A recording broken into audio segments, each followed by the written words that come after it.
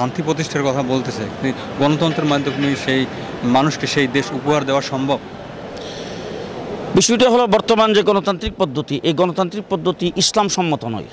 বাকি রইল ইসলাম এই দেশে প্রতিষ্ঠা করতে হইলে আমরা বিশ্বাস করি এই গণতান্ত্রিক পদ্ধতিতে হবে না।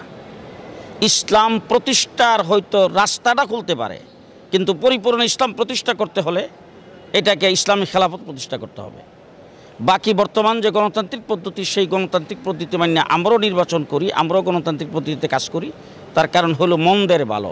আমাদেরকে দেশটা ঠিক রাখতে হলে, স্বাধীনতা ঠিক রাখতে হলে, আমরা ইসলাম নিয়ে, মসজিদ মাদ্রাসা নিয়ে আমরা আমাদের স্বকীয়তা নিয়ে ঠিক থাকতে হলে এটা হলো আমাদের একটা পন্থা, একটা কৌশল। সেই কৌশল নিয়ে আমরা আছি। বিষয়টা হচ্ছে কি যে চেতনার ভিত্তিতেই গণ অভ্যুত্থান হয়েছে। চেতনা যদি না থাকতো গণ অভ্যুত্থান হতো না। এখন আমাদের চেষ্টা করতে হবে এই চেতনার মধ্যে যেন কোনো ফাটল না ধরে।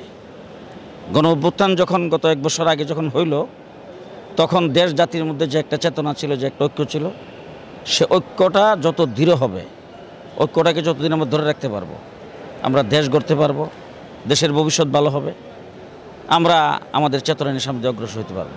ঐক্যের মধ্যে যদি ফাটল ধরে, তাইলে আবার ফেসিবাদ ওই ফাটলের মধ্যখান দিয়ে এসে আমাদের মধ্যে ইন করবে।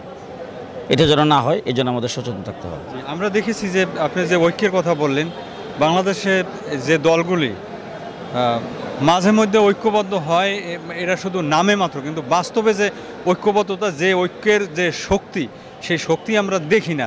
যদি দেখতাম তাহলে এতদিনে হয়তো বাংলাদেশের মানুষ ভালো কিছু দেখতেও পারতো, কিন্তু সেই ঐক্যের জায়গায় তো মানুষ আসতেছে না। যেমন ইসলামী যে দলগুলি আছে, তারা তো যার যার চেহারা নিয়ে বসে আছে, কেউ একজনকে নেতা মানে না, যার যার নেতা সে ওই নেতা মানে, যার যার চেয়ার সে দখল করে আছে। কোরআনে যে ঐক্যের কথা বলা হয়েছে, সেই ঐক্য কি আমরা দেখতে পাবো? এখানে আমরা দুইটা কথা বলেছেন। একটা হলো আমাদের জাতীয় ঐক্য। জাতীয় ঐক্যের মধ্যে যেই ফাটলের কথা বলতেছেন, আসলে এটা ফাটল না। রাজনৈতিক দল ভিন্ন ভিন্ন থাকবেই।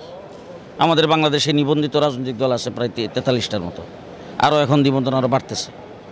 একাধিক রাজনৈতিক দল, ভিন্ন ভিন্ন রাজনৈতিক দল হয়, ভিন্ন ভিন্ন মত থাকবে, কিন্তু সমস্ত রাজনৈতিক দলগুলি মিলে আমাদেরকে একটা জায়গায় একত্রিত হতে হবে। ফেসিবাদের বিরুদ্ধে, জুলুম নির্যাতনের বিচার, গুম হত্যার বিচার, লুণ্ঠনের বিচার, দেশকে তলাবিহীন জুড়িতে যারা পরিণত করেছেন, এই দেশ জাতির স্বার্থে আমাদেরকে এই জায়গাটাই ঐক্যবদ্ধ হতে হবে। আমরা যদি এই জায়গায় ঐক্যবদ্ধ হইতে পারি আর কি, তাইলে এরপরে দেশের জনগণের কাছে আমরা যাব। জনগণ যাকে ভোট দিয়ে নির্বাচিত করবে সে সরকার চালাবে। কিন্তু দেশে যাতে লুণ্ঠন আর না হয়, গুম যাতে না হয়, বিচার বহির্ভূত হত্যা যাতে না হয়, নির্যাতন নিপীড়ন যাতে দেশে না আসে, এই জায়গায় আমাদের ঐক্যবদ্ধ হওয়া দরকার। 2 নম্বর কথা বলেছেন এদেশে উলামায়ে কেরাম। এদেশে উলামায়ে কেরাম অতীতে এক ছিল, এখনও এক আছে, সামনে এক থাকবে। মৌলিক বিষয়ে আমরা সবাই এক, তার মধ্যে কোনো ভেদাভেদ নাই। হ্যাঁ, বিভিন্ন বিষয় আছে, আংশিক বিভিন্ন বিষয়, যেই বিষয়গুলি নিয়ে আসে আমাদের মধ্যে মতানৈক্য আছে, সেগুলি হলো মানে মৌলিক কোনো আকীদাগত বিষয় না, সাংগঠনিক বিষয়। আমি মনে করছি আমার একটা সংগঠন এই দাসে চললে ভালো হবে, উনি মনে করছে ওনার সংগঠনটা এই দাসে চললে ভালো হবে। সাংগঠনিক বিভিন্ন বিভাজন আছে, বিভিন্ন বিরোধ আছে, কিন্তু উলামায়ে কেরাম মৌলিক বিষয়ে ঈমান আকীদার প্রশ্নে সবাই একমত ছিল, এখনও আছে, সামনেও থাকবে। শান্তি প্রতিষ্ঠার কথা বলতেছে, গণতন্ত্রের মাধ্যমে সেই মানুষকে সেই দেশ উপহার দেওয়া সম্ভব? বিষয়টা হলো বর্তমান যে গণতান্ত্রিক পদ্ধতি, এই গণতান্ত্রিক পদ্ধতি ইসলাম সম্মত নয়। বাকি রইল ইসলাম এই দেশে প্রতিষ্ঠা করতে হইলে আমরা বিশ্বাস করি এই গণতান্ত্রিক পদ্ধতিতে হবে না।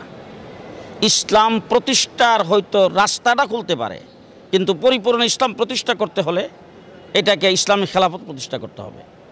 বাকি বর্তমান যে গণতান্ত্রিক পদ্ধতি, সেই গণতান্ত্রিক পদ্ধতি মানে আমরাও নির্বাচন করি, আমরাও গণতান্ত্রিক পদ্ধতিতে কাজ করি। তার কারণ হলো মন্দের ভালো। আমাদেরকে দেশটা ঠিক রাখতে হলে, স্বাধীনতা ঠিক রাখতে হলে, আমরা ইসলাম নিয়ে, মসজিদ মাদ্রাসা নিয়ে আমরা আমাদের স্বকীয়তা নিয়ে ঠিক থাকতে হলে এটা হলো আমাদের একটা পন্থা, একটা কৌশল। সেই কৌশল নিয়ে আমরা আছি।